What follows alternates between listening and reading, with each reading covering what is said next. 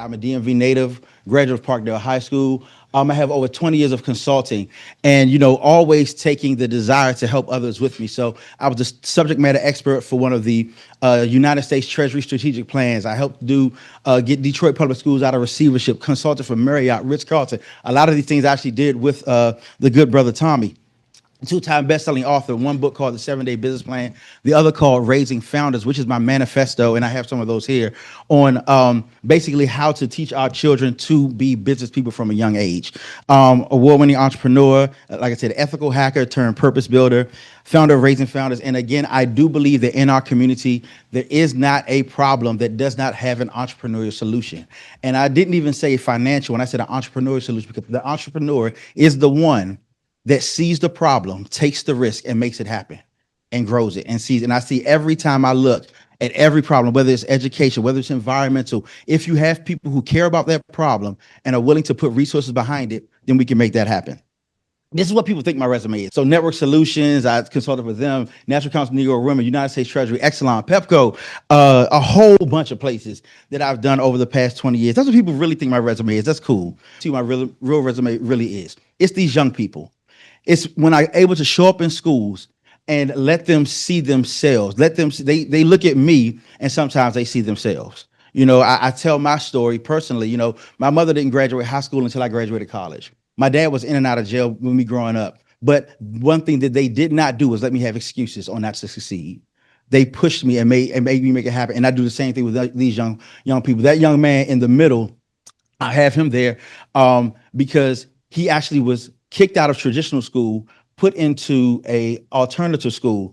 And we went and we did a one-day seminar with him and actually helped him build his business idea. And now he's still in school, actually getting ready to graduate. So we're very proud of that. The other part, our secret sauce, is our coaches. Those are two good friends of mine, because what we have seen is that when students get a real entrepreneurial education, outcomes, they jump. They see how to build a business. 96% say the mentors, the people in their lives, actually matter. And so those are two people. I actually grew up with both of them. We went to rival high schools, and I selected them not because they're entrepreneurs. They are entrepreneurs, but they could connect to our students. And the one on the right, that's the 6-foot mama bear, I call her. She's 6 feet, Coach Crystal, and she's the one who said, I got Taylor. And don't worry, Taylor's story is not over. Our methodology, we use just-in-time learning. Oftentimes when students are in school, they're learning things that don't necessarily relate to them. In entrepreneurship, what we teach them is how to solve the problem that's right in front of their face. We don't ask these young people, we don't say, what do you want to do? What do you enjoy doing? We ask them, what problems do you see? And from that problem, let's create the solution so that not only can the people benefit, but you can as well. So back to young Taylor.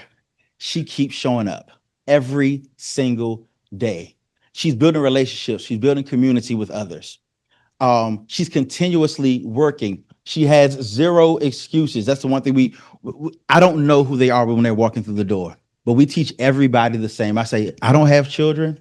I'm not really an educator. I mainly coach adults. But the main thing that I do, I teach the children the same way. That's why we call ourselves the AAU of Entrepreneurship. I do consulting for an AAU organization in regionally, and we've gone from 1 state to 7 states, really blowing up. And one day I was at our middle school all-star game, and I saw an 8th grader do a windmill dunk. Not only did it let me know that my career should have ended in 8th grade like it did, but it also showed that when you give young people the instruction and the tools, they can succeed at the highest level, no matter how old they are. She has her own dietary restrictions, and she comes up to me every day. We had lunches for them, but she had to get a special one every day. And every day she's like, she feels awkward doing it. I said, it's okay. We know this. We were prepared for this, and it's all right. But we just keep pushing. But she built an excellent plan, so much so that her own students voted her to be a finalist. Out of 44, she was one of 10 finalists, right? So our big idea is we see young people as seeds. We see them as seeds. And the truth is, what I've learned is it's not about the condition of the seed, of whether or not it can be successful or not. It's about the soil it's put in. You take a seed right now, it could be beat up, stomped on. You put it in the right soil, it will still grow. But if you have a perfect seed, you leave it in the sunlight and don't put it in the right soil, it won't make it.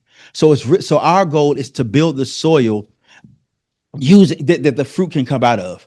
We use knowledge, we use resources, and most of all, we use environment because no one will ever outgrow the environment that they're in. So we take them no matter what environment, whether they're in a great environment, whether they're in a small environment, we put them in a business environment. I tell them it's not a classroom, this is an incubator. We're here to build you up and grow you. And we have three elements of growth that we use. Of course, water, that's daily encouragement support.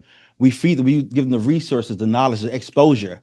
And then of course, good soil, the right environment and with opportunities. We have full color textbooks, interactive things.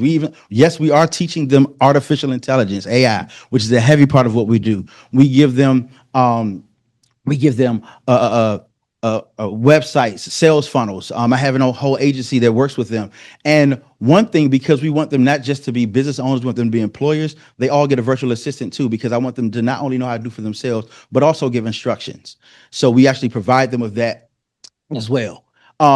We're proud that U.S. Senator also Brooks, she called us a vital program to Prince George's County. She sent her people to our pitch competition and was so impressed that when she was going around campaigning, when she would say, "I have these young entrepreneurs," she was talking about our program, she came and spoke to them a number of times, held some conferences, things of that nature. But we're really glad that she did support us at that time, and hopefully, she'll do it again in the future. We'll find out. Then we had a judgment day that I say redefined victory. At the end of these 2 weeks, Taylor stood in front of CEOs. She stood in front of politicians, educators, and pitched her business in front of, including a legendary, one of my former mentors, who had 2 9-figure exits. They were the judges. So myself, the coaches they had no bias, had never met these children before. But once again, just on the first day, you hope for the best. You hope you get this superhero story, right? But Taylor's in tears. She's crying once again. But this time, she's crying because she won. She's running down the aisle. Her business plan ended up tying for first place. She gets $1,000 that wasn't just prize money. It was a true breakthrough in her life. She was able to see herself differently from that day forward, from what I was told. So the power of programs like ours, right? I stand on what I say when I believe we produce the best young entrepreneurs out there. Our students over the past 4 years have gone on to win DECA competitions, Nifty competitions. Yale recruited a couple of them for their business plans, giving them scholarships. Proud that one of them went to my alma mater, Hampton University, another went to Spelman. So we're grateful for that. But, they're pushing. I put out a challenge not too long ago. I said, anybody send your best. I'll put up my money versus your money, and the students walk away with it. That's how strongly I feel about what we teach, because we're giving them what we like to call even bankable business plans that work if they get that far. Even working with some venture capital friends that I have as well. So what have we done since then? Since that came. So since then, we've helped over 1,000 students be exposed to entrepreneurship through our workshops, camps, in-school programs over the past 3 years. We have a full-time curriculum at a DC charter school over in Southeast, and I'm very proud of the students there. One thing that we did there was when you look outside of the window of their classroom, they see drug dealers, they see homelessness, they see all types of things out the door. What we did was we put over top of those pictures of founders that look like them. So before they look out that window, they see the Madam C.J. Walkers. They see the Lamar Tylers. They see the Janice Brower Howards. Like all of these people that can block that vision, because I go and I substitute there because we have a full-time teacher, one of my coaches there, and when he's not there, I'm required to be the substitute. And I've heard the horror stories, and it reminds me of some of the things I went through when I was younger, but it also gives me hope because it's some of the things I went through when I was younger, and I still can stand here in front of you being successful. Like I said, we got our endorsement. We have a 501c3 nonprofit organization, because I was encouraged by people like Tommy. They said, "Carl, you gotta, make some money off it," because I've actually invested over $150,000 of my own money into this to make it happen. We have an 83% completion rate for all of our programs, with most students actually launching their business idea. Like I said, our success by the numbers again at 83 percent completion rate is good. Then we have a 63% black male participation, which is something I'm proud of because it's very hard to get young black boys to show up for something outside of sports. It is. I know this because I played basketball, football, all those things. So it was harder, but this really attracts them. When I go in and I talk to them, I tell my story, and we go through the different things. They're very happy to do it. We have over 20 actually 27 schools represented now, and we've seen growth and confidence in all of our knowledge bases. We go to those numbers as well because I know some people like numbers, so I got to give stats. So if you look at what an entrepreneur really is, they're learning that how to properly define the business, how to identify a target market, price their product, write a business plan, and even pitch to investors. They're gaining in confidence and knowledge in all of those. We actually brought an independent study to come in and do that, so it's non-biased. Then of course, the academic ability, their grades are going up. Parents are giving us all types of oh, those numbers should be switched. That's my bad. But yeah, I'm getting all types of testimony from parents, from teachers, trying to get us to come back to their schools, help their students. Unfortunately, we have, lost some of our funding, but that's no excuse for me. I'm still going to push through and make it because, I really believe that we need to build this next generation of entrepreneurs and founders. So, some people are like, well, Carl, why are you starting with kids? Why shouldn't they wait? Because age is not the actual definer. I went and when I go and I speak to schools, I asked them, I said, who do you think is closer in age to Mark Zuckerberg when he started Facebook, me or you? They automatically point at me. I said, well, let's do some math. If I'm 43 and he was 19 and you're 13 and he was 19, who's closer? And it changes their whole mind.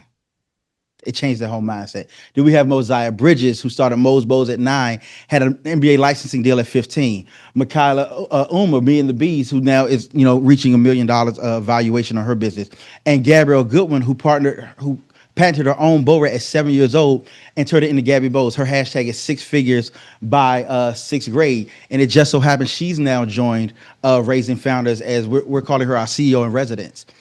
Because she's gone off to college. She got over $1 million in scholarships. I'm really good friends with her parents, and so she's joining us. She's at Vanderbilt now, and we're like, well, to make it easier on her to keep making money, why don't you join us and work with us? So we're really building to give these young people the opportunity to see that it is more than possible. It's actually the answer. So I didn't hear back from Taylor. Got to go back to her, right? I wanted her to come to next year, send out an email because, of different rules and regulations. I can't necessarily, directly reach out to students. So I didn't hear from her, right? But then one day, June 27th of this year, I get an email and it says, hey, Coach Carl, I don't know if you remember me, right? And I'm like, first of all, I gave you $1,000. I'm not forgetting someone. Like if you all give us $1,000 today, you're not going to forget us. I promise, right? So here's what the email said. It said, hi, I don't know if you remember me, but I participated in your entrepreneurship program in 2023. It was a pleasure to work with you. If it wasn't for being in college at NY, I would have participated this year. Ever since the competition, I've been focusing. I'm flourishing. Thank you. I've been flourishing. I currently attend the most prestigious culinary college, the Culinary Institute of America. In my second semester, I've learned so much, and I'm going to an internship abroad soon. These are some of the projects that I've worked on. And then she sends the pictures of what she's been doing, right? Like, this is why I do it. Because this girl went from not having any support at home, but she was put into the right soil. And this is what she's doing now. So now our vision. So our vision is the program that powers the future. So we have our Young Entrepreneur Camp in the summer, Incubator, which is the mastermind, which is year-round national in-school CEO. We do our in-school curriculum, academic after-school activities, pinch competitions, pop-up shops, market days, professional development for educators. So I do actually train teachers as well, and mentorships and internships. And that's the last slide. We need you.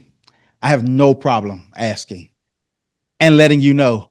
I'm asking you to plant a seed in good ground today. We have example after example after example of young person who, we have one who lost his father at 7, and now he has his own organization that's helping young boys who lost their dads. We have a young man, and this is the last thing, and this is going to amaze you. He was the other one that tied in that. If you've ever been to Benihana or any type of hibachi place, it's a very great experience. Good food. His idea was to do that with pizza, so that the whole show is tossing pizza in the air. You get to decorate your own pie, and in 3 minutes it comes out and you have it. The same type of experience to bring people together, to bring families together, to give that experience, because he heard about the stories of when I was younger and other people younger going to Pizza Hut and it being something, but now people always get delivery. He said, how do we bring that back to a family experience? Again, a problem that had an entrepreneurial solution.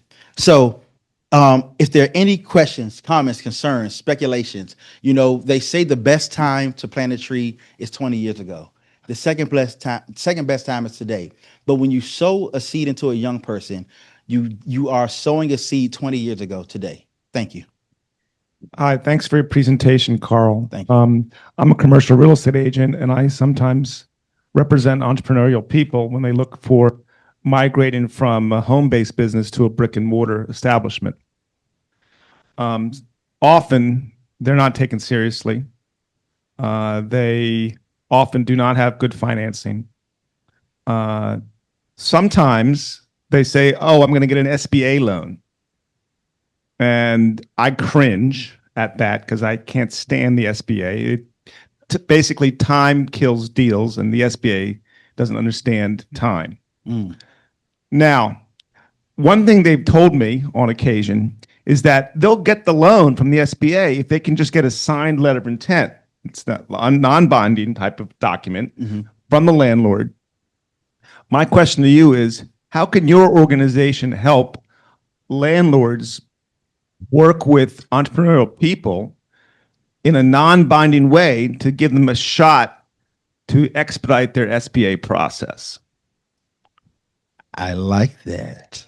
I really do. Good. So again, there's no problem that does not have an entrepreneurial solution, right? So one of the things, this is something I even have my adults go through, is when you have a need for yourself, find the way to fulfill a need from someone else. That way you bring more money in, because most of the time it is money based. So if they can show that they have, create a larger offer, a bigger ticket offer, and begin to sell that, saving the money. Don't go spending it more, but find a larger margin product, service for the people, and begin to sell it. That's what we tell our young people for everything that they want to do. Is first look within. See how strong you can be creative in how you put together your finances, you put together a profit, you put together an offer. Now, one of the things that we are looking to do is start an investment fund, which is what we would like to do, where we're able to seed into these young people so that they can, begin to build their money, and the organization itself is able to fund some of these things moving forward. One of the things we even try to do is get owner financing, or give the owners equity in some of the things that we do. Again, this is for a lot of times the older people. We're trying to get them to believe in younger people for that, but sometimes a little bit harder. But just give them ways to be creative, to get in spaces to prove, so that they don't even, may not even have to go through the SBA, but prove that they can get the money on the books to make the things happen that they want. Because again, the government's going to government no matter what. It's always going to government. If you could find a way to be independent of that, that's I feel the biggest solution, as one who used to be in politics. So thank you for being here. But what 3 things should we be emphasizing with all of the youth that we interact with at the Richard Wright Public Charter School and other places? So the first thing, so just 2 years ago, I was going around speaking, and the statistic that I used that was true at the time, they said that in 20 years, 50% of the jobs that would exist did not exist that day. Now, in just 2.5 years, that has completely changed, that statistic. They're saying in 5 years, 80% of the jobs that will exist then don't exist today. That means they're in the mind of someone. And I'm pretty sure it's not in the mind of a 43-year-old. It's in the mind of a child. It's in the mind of some young person. So that's the one thing, is be aware of the opportunity and necessity of entrepreneurship. Also, know that they are the new face and the new pace of entrepreneurship and business. It's getting younger. The faces are getting younger. The faces are getting more diverse. But the pace is even different now. Things change a lot faster than when I was a kid. A web year has gone from 90 days to 30 days now. Trends change, technology changes. Who would have ever thought that a phone that all I knew was, now it's a television, a computer, a walkie-talkie, I don't even know what else, a video game console. So the opportunity is with them. And the third thing is, do not waste your youth being young. Enjoy your youth, but please look at it as the opportunity, because I'm going to say it. If I knew then what I knew now, there is no way in the world I would not be a billionaire right now, because they have all of the things that we wish we had. I wish I had their energy. I wish I had their ingenuity. I wish I had their lack of hindsight bias that something might fail. And I wish I had their no bills. Yes. But now you have wisdom. Yes. And listen to wisdom, number 5.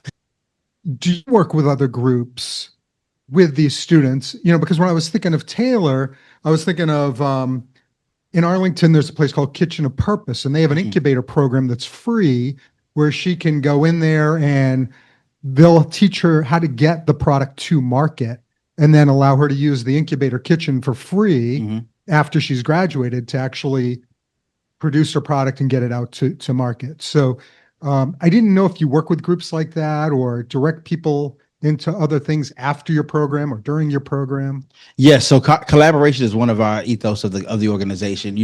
We believe in we know business is competition. We get that part. But we do know that collaboration actually helps.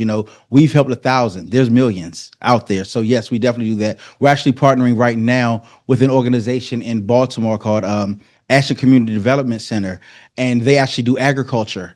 And so we're actually doing an agricultural entrepreneurship program with them. We work with a organization called Love You More, which helps young teens, teen girls. And so we give 5 of them a scholarship every year to come to our program. So yes, we're always looking to collaborate, because one thing that I know through all of my 20 years of consulting is that I don't know everything. I can't reach everybody. I'm not perfect. And so, yes, working with others is something that we thrive on and we look forward to doing. Yes. First of all, this is amazing. Second was, I have a 10-year-old. So as a parent, tell me what I should be doing. Yes. First, and I have a 10-year-old boy. Yeah. Oh, you have a me. Great. Even better. First, get my book, Raising Founders, which actually helps parents to do that. But really, number one, be his coach, not his CEO.